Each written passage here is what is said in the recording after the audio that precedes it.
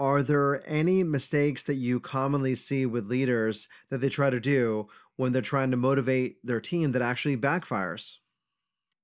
Where I see again is that they only use one or two motivational levers. So and most of the time those have to deal with uh, pay or some sort of award or something along that line, some extrinsic motivational piece, and they just forego this idea of all the intrinsic motivational levers, right? And I'm not saying to not use extrinsic motivation. Those are key. They're part of this mix, but it is a mix, and you should be thinking about, how do you create jobs that provide a challenge, that provide maybe some novelty, some unique aspect where you get to learn something new.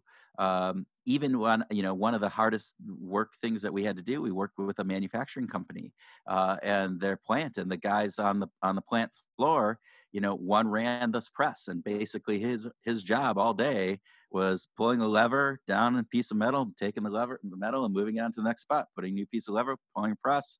I mean, that's what he did for 8 hours a day without his breaks.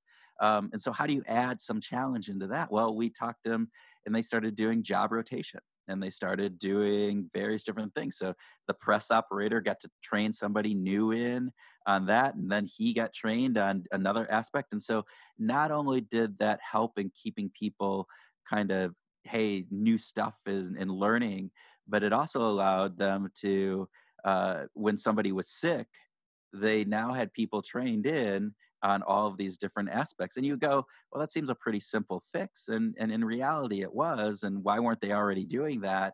But they weren't. And so those are some of those simple things that you can think about in just doing that around creating bonds and belonging, connecting back to that purpose and that vision, and creating some of those aspects.